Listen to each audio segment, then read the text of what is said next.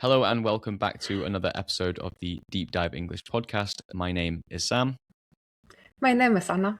and today we will be talking about learning English. And Anna, you have some more questions for me. So, 2 episodes ago, we were talking in depth about anxiety and feeling nervous speaking English. And in that episode, we were supposed to talk about a few more topics. However, we got a little bit carried away talking about anxiety, didn't we, Anna? So, I believe you have a list of questions that you are going to ask me. Is that correct? Yes, there is a question there is a list in front of me that was prepared already a week ago or 2 weeks ago. It was a week ago, but we're going to show a different episode last week. So, yeah. So yes, there is a list. There is a couple of questions that and a couple of nuances of learning English, and I want to ask you some of them. So, shall we begin? Yeah, we shall begin. Okay, let's go. So the first question I wanted to ask you today is the question about accents, because we have different accents in English. Quite a few. Most commonly known are the American and the British accent, but there is quite a few more. And there are differences in pronunciation. There are differences in vocabulary. And I am curious how native speakers and how it's seen in general to mix those accents or like use different vocabulary. How does it affect how people see us and how people understand us, and how they perceive us as speakers and as people and maybe as professionals? So yeah. Okay, so you're asking, just to summarize and trying to get a better idea. So, you're asking from an English learner's perspective when they learn English and they're speaking with an accent, and maybe they're speaking with maybe their native language accent. So if they're from France, they have a bit of a French accent, or maybe they've learned a British accent or an American accent, or maybe even there's some inconsistencies with the accent. So sometimes they sound like an American, and sometimes they sound French, sometimes they sound English. Is this kind of like what you're asking about?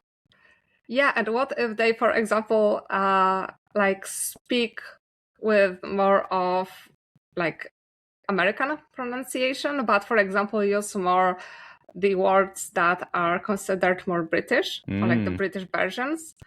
Like we have rubbish and trash, for example. Yes. And quite a few more differences. So how is it seen if you mix those two, or like even more? I don't know that much about other English accents.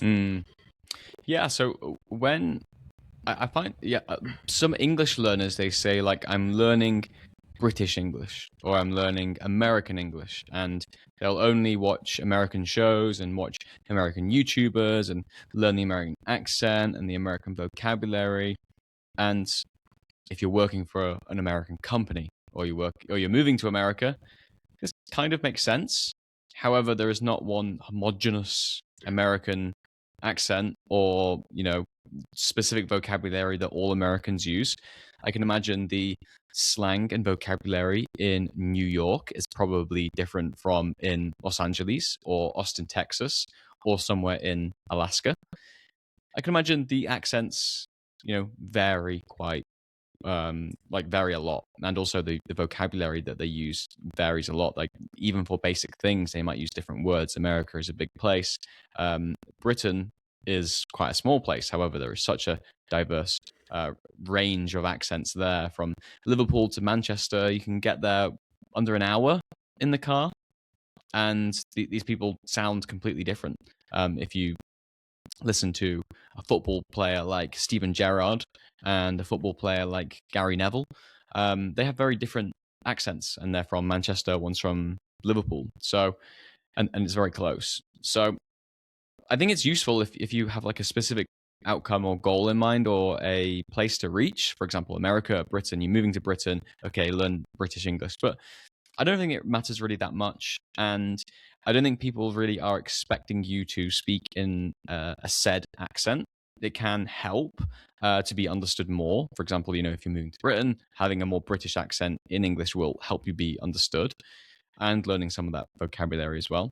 But I don't think it's the most important thing in the world, and just having a good level of English and being able to express yourself with the basic things and being understood, just having like an okay enough accent where it's not so strong, it doesn't get in the way of understanding. But generally, I don't think there's too much of a desire for people to listen to a British accent. I don't care. If someone comes from Poland and they come to England and they speak English to me, I'm not like, oh, they don't sound British. I don't really care. I actually like it when people sound like they're from a specific country. So, for example, this week I was speaking to someone from who speaks French, and she was like, "Oh, I have a terrible accent." I was like, "What are you talking about? I love your accent." I literally told her, I was like, "Your accent's great. Like, it sounds really French. I like it when I can hear like French or some countries like Italian or Spanish or French when people are speaking English. Some accents, maybe like a German accent. I don't know. Sorry, Got sorry, got a, sorry, German yeah, I got a people. few German haters now, but I think German. No, I do like German and English as well. Like I'm thinking of some German like football players or manager like Jurgen Klopp. He sounds great when he speaks English. So yeah, I like it when people's accents come through. It's just about being understood more than anything. But inconsistencies, I don't really, with vocabulary as well, I don't think it really matters that much. So, for example, if you're in America, if you're in the United States, I think if you're in Britain and you use an American word like trash, like where do I put the trash? People might be like, trash. Or if you say sidewalk, you're on the sidewalk, people are like, what does, they know what it means because they've watched loads of TV and films and stuff. So they They have understand to the word. think about it a little. Yeah. It might just be a little bit of, 1 second delay of processing what a sidewalk is. But maybe in the United States it's different. If you said pavement or rubbish, they might be like, what the hell is that? But yeah. I don't know, Anna, have you ever thought about trying to adopt a British or an American accent, or Australian or South African or Kiwi or Canadian or Australian? Kiwi. Kiwi. New Zealand. Wow. So people I've from never New Zealand heard are it called called. Kiwis. Oh, I that's know. cute. It's quite cute, isn't it? Yes, absolutely. What kind of animal would you choose for British accent? So, Oh, well, our like animal is a lion, and I don't know why because we don't have lions in the UK. But if you look at an England football shirt, there's 3 lions on the shirt, and in lots of like British or English, I don't know, symbols or symbolism. There's lots of lions there, so I'm gonna say lion because I don't have a better answer, but I don't know. In terms of cuteness, I think that Kiwi wins. Yes, a 100%. lion would win in a fight though, so But don't be that brutal. yeah. They don't have to fight. My money's on the lion. Sorry? My money is on the lion. Okay. Each to their own. This is what they say, right? Each to their own, yes. So aiming for an accent, I think that I was told I never, well, I learned only grammar at school, and I didn't really aim for any accent at that time. But I think that I've heard that people usually aim for and should choose one of these 2 accents, 2 main accents or 2 most popular accents to learn and to be consistent. But I think that at school, they put a lot of pressure on many aspects that are not that important. Like, for example, avoiding mistakes by all costs, even the cost of being very uncomfortable and anxious about speaking. So sometimes people think that it's better not to write an answer if they are not sure if the answer is right, just to avoid a mistake. So I was I think I was told that people usually aim for like this or another accent. They should like choose and stick to it. And I think that it just adds to the difficulty of learning and adds to the fear of doing something wrong. Yeah, I completely agree. I just feel like it's not that important for most people, especially in the beginning. If you've reached a good level with your English and you're fluent and you can understand 90% of what you listen or read, and you can also speak well, I think this is probably the time where you can start experimenting with trying to adopt a native accent if you want to. But that's only if you want to. I'm going to go back to loads of football examples again, but in the UK we have lots of foreign players and also managers, and all these people usually have very strong accents, but they're completely understandable, and people respect them, and they have good jobs, and they don't need a British accent to be understood. A lot of the actual younger players and younger managers usually have less of their native accent shine through, so you can understand. You can't really guess exactly where they're from just after they open their mouth. So, for example, if someone speaks English and they've got a very strong Italian accent, you can usually go Italian, just for the sounds that they make. And but like I said, I really like that. But some of the younger managers and players, you can't actually guess because they're speaking with more of a, I don't want to say neutral accent, but less of their native accent is coming through. But yeah, it's just not that important. If you can be understood, some accents can be a little bit difficult because it might stop them from being understood. And if your accent is so strong that it's affecting your pronunciation, and when you're speaking, people struggle to understand you, and you have had feedback that people struggle to understand you, then might be the time where you think about engaging in what is called accent reduction. So you learn about the specific kind of sounds and the mouth shapes and the tongue movements, and if you breathe in when you're speaking or breathe out and stuff like this in your native language, you will speak English with the same mouth shapes. That's why if you do some pronunciation exercises, your like mouth or jaw might hurt after like 5 or 10 minutes because it's like going to the gym. Like your muscles in your mouth are not used to being in that position or making these sounds. So your jaw and your like mouth can actually hurt. So have you experienced that, Anna, when you've been making sounds in a different language where it's so foreign to like a Polish native speaker where it hurts your mouth? Not with English. Okay. Though sometimes I felt this tiredness in my mouth. Well, as you said, it comes down to the fact that in each language we use different sounds and different muscles produce these sounds. And once you have to practice like speaking with a different part of your mouth that is not used to be used basically during speaking, it's a different activity and you have to get used to it. So I never experienced like literally pain in my mouth from speaking. I experienced tiredness, and I also tried to pronounce correctly some of the names of people that I met online. Okay. And especially if they come from Middle East, they have some very like throat sounds. Okay. Sometimes they literally sound like you are like clearing your throat almost. Okay. And you have to combine it with producing certain like letters or sounds. Yeah. And it was pretty exhausting trying to produce those sounds and like repeat. So even like hearing the difference sometimes is difficult, but producing it yourself, it's even more challenging. Yeah. So yeah, I would be curious how people from those regions see English, for example, and how they struggle with producing sounds in English. Yeah.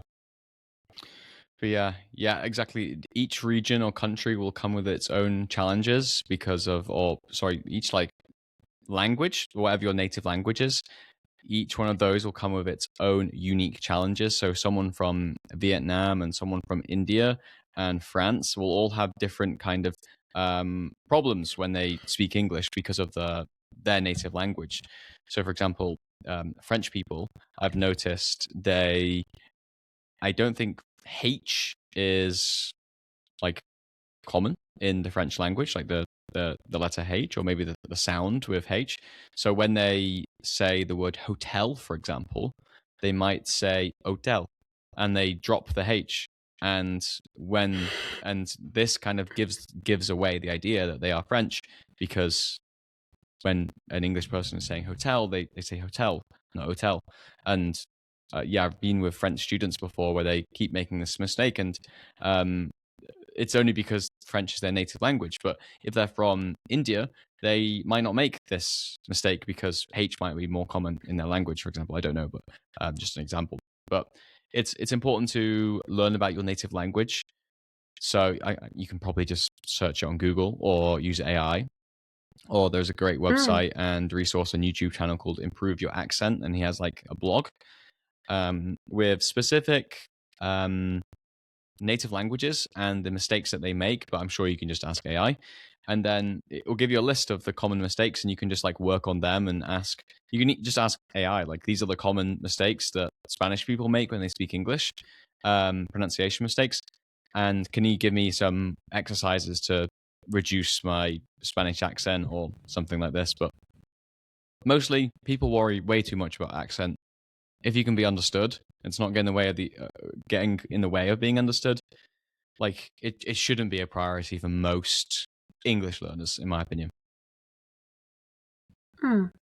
Makes sense. When you explained it makes sense. But I think that maybe it's from the school. I don't know where it is from, but I think that many people, me included, have this belief that like your English must be perfect, otherwise people will judge you, will think like not very high of you. Yeah, it makes sense. And people, well, I think what's going on is that people have an idea of themselves in their native language. So you, as a Polish native speaker, Anna, if you go into a room or if you're at work and you're speaking in Polish, it doesn't feel like you are, language doesn't really stop you from being who you are, explaining your points, expressing your ideas, challenging someone if you want to, asking good questions. And this is like a version and identity of yourself. And to take the same person and put them in a new environment, or even the same environment, but just do a switch of you're in English or you're in a new language, you probably feel like a completely different person. So this kind of like erodes our self-esteem and our identity. And I think this is where a lot of the pressure comes from, because people know who they are as an individual. They have this kind of like identity of themselves. And then when they have to communicate in English, they feel like a different person. And I don't know if it's external pressure, because maybe, like you said, from school, there is pressure to be perfect and you've got to have a native accent, But yeah, I think a lot of it is just the struggle between, I don't know if struggle is the right word, the dynamic, maybe not, the tension between who you are in your native language and who you are when you're speaking in a second language or a foreign language. So that's not nice. Yeah, this is hard to overcome when you know that you are more clever, like faster in thinking and processing things, and you have to adapt to another language, and it all slows down, and you can't really express yourself that well. Yeah, I remember when I was something to. Go on, sorry. Sorry. Go on.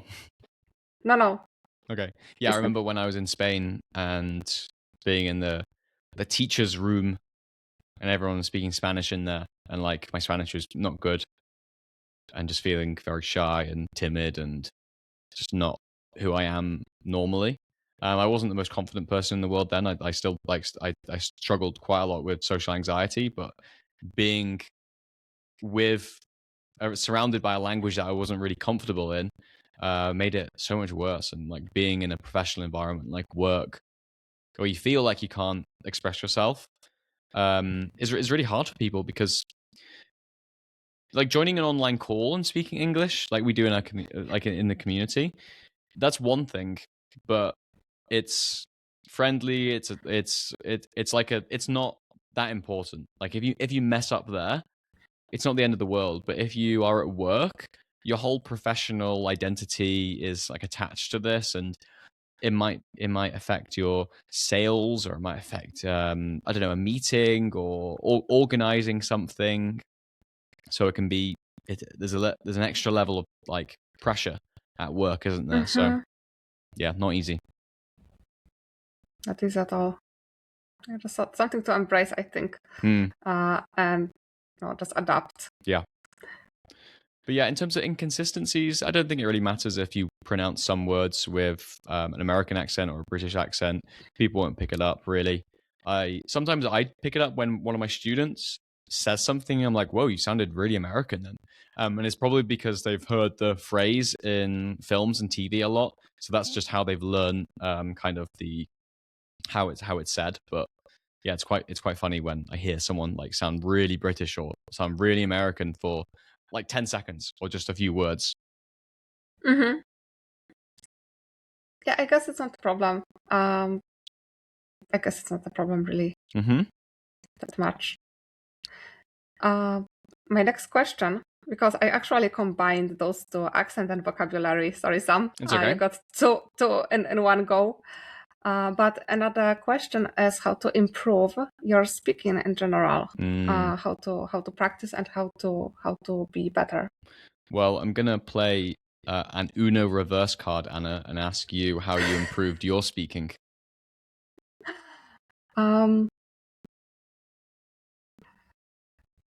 Making it enjoyable. I think that this is the first step. So making what enjoyable? Sorry, making like speaking? Learning. Oh, okay. I think that what really helped me was to forget that I am trying to improve and just focus on what was interesting in it. So speak as much as I could, like find opportunities to speak more, even to myself, even like while driving, while going to buy groceries or like whatever. Whenever I was alone, I would speak to myself. When I didn't have the energy to speak and to produce language myself, I would listen to audiobooks or to podcasts, to YouTube, and just shadow, or just listen. It's also good. I found that I really like to listen to like different accents, especially some British accents. For some reason, I like British accents. So I would find, or where was the guy from? I think that he was from Scotland. Okay. There's one YouTuber who talks about philosophy on YouTube, and I sometimes I don't really get all of what he's talking about, but I really enjoy listening to his accent. So sometimes I will just listen to different accents and repeat some phrases or pick some words that I find interesting, useful. Some ways how you can like express certain ideas, some idioms as well. So just to make it like a game, gamify it a little, and just not focus that much that it's learning. Focus more on just finding some practical, but also enjoyable aspects of learning, and just take it as far as you can. So this is what worked for me. Obviously, finding people and interacting with people that I connected with and that I resonated with, and taking it further. This is what helped me a lot. so vaguely, I think that would be it. Just make it more enjoyable, and just trust the process and go with the flow, basically. Yeah. Yeah, and that's what when I first started the community, this is what I kind of like wanted to try to do is shift the identity of English learners to English users. So they, instead of focusing on English, like, okay, I'm learning English, next up is the future simple, for example. Instead of like focusing on that, or oh, here is the next list of vocabulary words I need to learn for English, instead of framing English like that and learning English like it's a almost like it's a subject like biology or history, where, do you remember in school you're in a biology class and you're learning about cells, and there's information on the board or there's information in the textbook, and you need to get that information and put it into your brain, and then you understand it. The same with history, or the same with most subjects, to be honest. I think a lot of people approach English like this, where there is grammar rules to learn and remember, and there is vocabulary to learn and remember, and it's all about kind of memorization. And instead of framing yourself as an English learner, and there are things to learn, it's almost like using English as a tool, and something that you use. And you can do this by just engaging with topics that you actually enjoy. So if you're really into biology, for example, you can use English to engage with biology by, you could even do, the textbooks, or go to a biology class, or watch biology videos, or find people to talk to about biology. So that's how I used to frame that's what I wanted to like kind of switch in people's heads of, you're not an English learner, you're an English user, and focus on actually using the language to engage with something which is actually interesting. Because there are some people out there who enjoy language learning as a kind of like hobby or an interest. And these people might learn multiple languages, and they're like, okay, I've learned English, now I'm going to learn French, then I'm going to learn Polish, then I'm going to learn Turkish. But most people aren't like that, and they want to learn English or a second language for a use case, utility. Like, I want to learn English because I want to watch my favorite movies in English, or I'm moving to England, or I speak English at work. So that's, if that is the case, then you need to find ways to make it interesting and fun. Because if something's fun and interesting, you're going to do it more. And if something's boring and horrible, you're not going to do it. So yeah. So like I said, make it fun, make it interesting, and it makes it a hell of a lot easier, like Anna said. But Anna, how did you specifically improve your speaking skills? So you mentioned lots of things there, like listening to podcasts, repeating phrases, idioms, shadowing. But what about your speaking skill in general? Because this is the skill that people struggle with the most. So how did you improve speaking? Was it just speaking more? Is it as simple as that? Yeah, I guess so. Speaking more, yes. I did a lot of shadowing, like Okay. loads of shadowing. I picked some. There were some videos on YouTube that I shadowed, like, I don't know, 10 times maybe, or Okay. 5 times maybe, or more. I don't know how many. So it come back to these, especially while I was driving, when I knew that I will drive for an hour or more, I would just pick a podcast that's long, and I would just shadow it, the whole way. I would, especially at the beginning, I would slow down the speed of the video.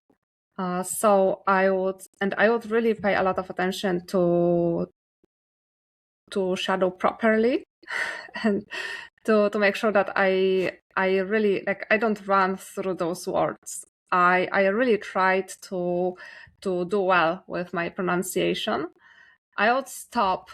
It's very useful to have headphones, so you can like click a button and stop the video for a moment. Okay. So when I got to a expression some idiom that I liked, or even some word that I found useful, and I thought that I would like to use it more. And especially if I thought that it's like more difficult to pronounce, I would just stop the video and like repeat the word a couple of times, or sometimes repeat a whole sentence a couple of times. Then I would pick cut this specific phrase that I liked or the word from it, and I would put it into the different sentences that I would be able to come up with at the moment.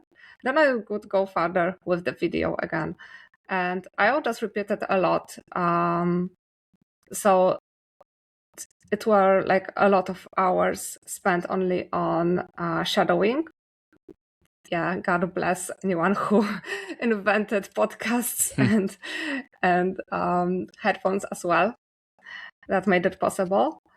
And another thing that I'm sure helped me loads is just talking with people and just I don't know, expressing my ideas and doing my best to put my thoughts into words. I think that I am over explainer, and I think that taking part in those calls reinforced or exacerbated my over explaining. Unfortunately, sometimes I really have to stop myself from over explaining. Well, the relief is that I think I'm not alone. I've heard that it's a common problem amongst people who learn another language, that they fall into over-explaining. So just come back to the shadowing. What was your preferred method of shadowing? Is it just like sentence by sentence? Is it word by word? Is it like just a phrase or an idiom, or how would you do it? I would slow it down, the video, and I would just go in the real time. And especially if I found someone that I really like the accent, I would find a nice long video that I can listen for a long time. Mm-hmm. I would listen to it again and again, like 3, 4, 5 times maybe. And then I would just follow by. I wouldn't stop the video almost at all unless there are these phrases that I really liked. I wanted to repeat more. But I would just go like almost in real life, listen and just repeat while listening. So you're saying the words at the same time that they're saying the words. Like almost, because that would be possible if I had like reading material in front of me. So I didn't. Mm-hmm. I was listening and repeating almost in the real time, just after.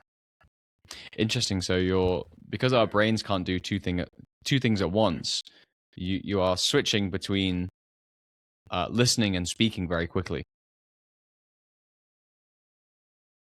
Because I can imagine. I wasn't thinking about. I can imagine if someone is saying a sentence and it's slowed down, you're having to basically do that and listen and speak at the same time, which sounds quite hard. Yeah. Well done. So, well, I was listening to you now for the first time, but if I heard it before, there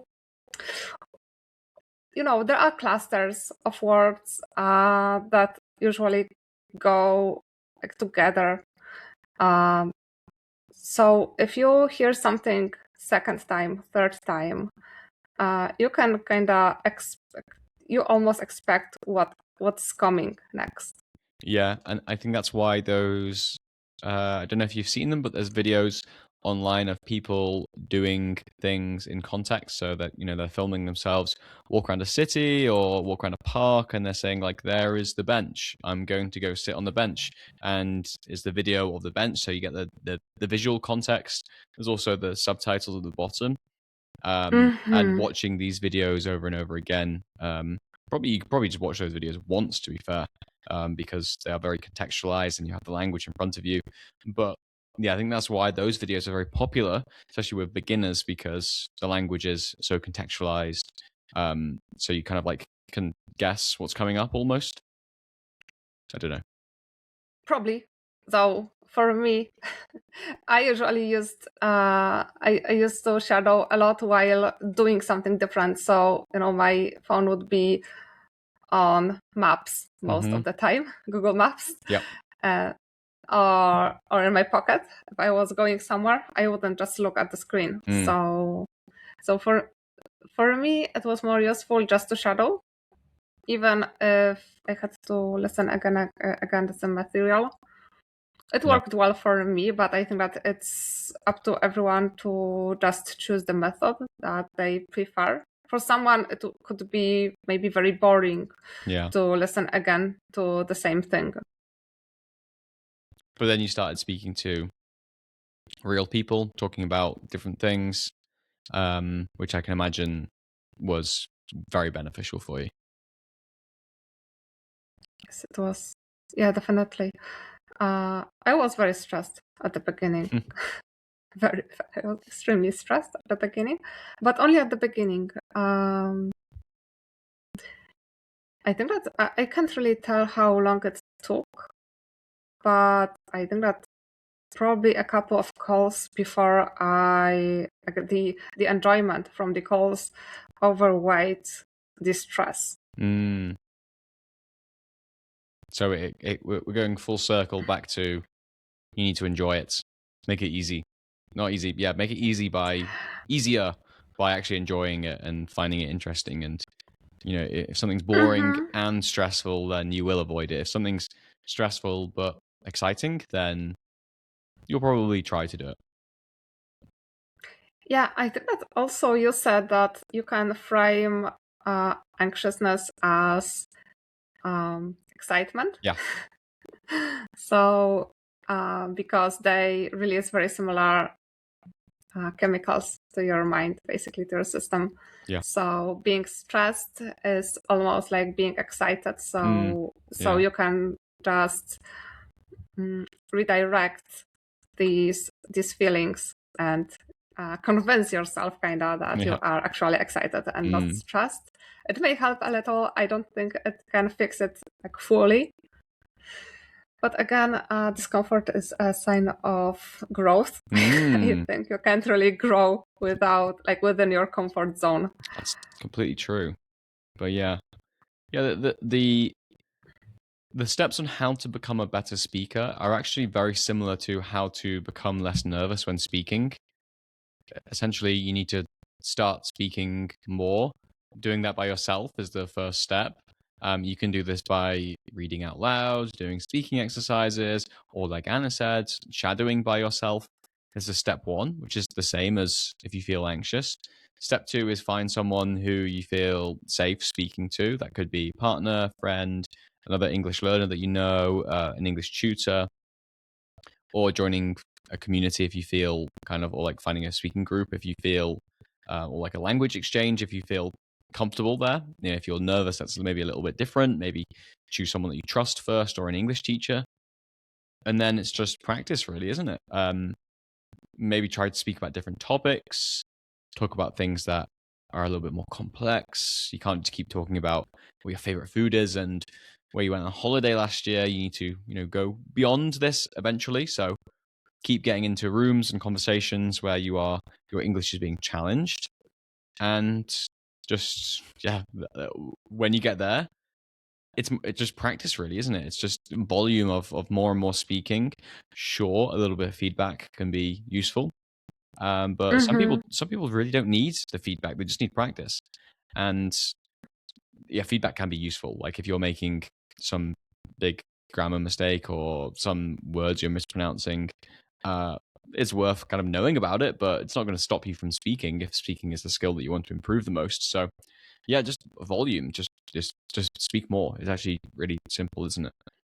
But because it's stressful and because it's difficult and because you can't speak as well as you can do in your native language, there's so much friction there. So I think you mentioned it, Anna, is just find a place where speaking is fun, or having conversations is fun, safe and fun, and safe and fun, and that's just the two ingredients. And also, I think that it's worth mentioning that from my experience, from what I heard from other people, it's always more fun and less stressful than people expected.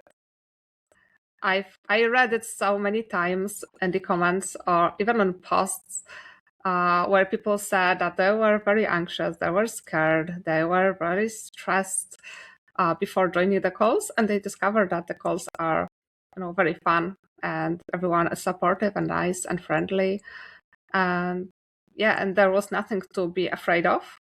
And it's always there is something to be afraid of unless you try. But from what I heard, everyone who tried, who I met and who tried, everyone said that it's so much easier when you already try it than they thought it would be. Yeah, 100%.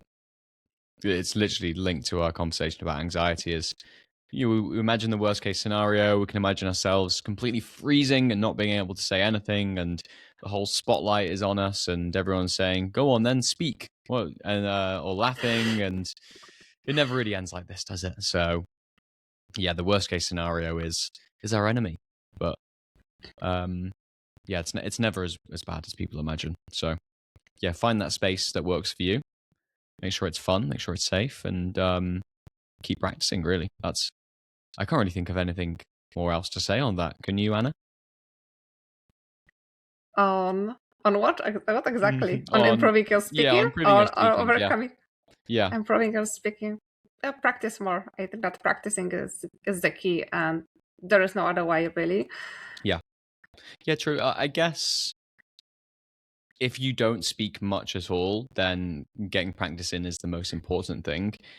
And then after you feel more comfortable speaking and you're speaking a lot, then that might be the time to get some feedback and get some suggestions on what to do, because you might be okay at speaking, but your questions might not be very effective, or they might be buried in the wrong places when you're speaking, and you might use too many words when you're explaining things, or you might give 10 examples instead of 2 strong examples, and we're like, okay, we only need 2 examples, we don't need 10 examples of foods that you like. So getting a little bit of feedback from, I don't know, a tutor, or I don't know, even just a peer, another language learner, it can be really useful. So, but practice is the most important. True. Should we wrap it up there, Anna? I think that we touched quite a few points here. Yeah, we did vocabulary, we did accents, we did speaking, which kind of the most common questions that I get asked. So there we go.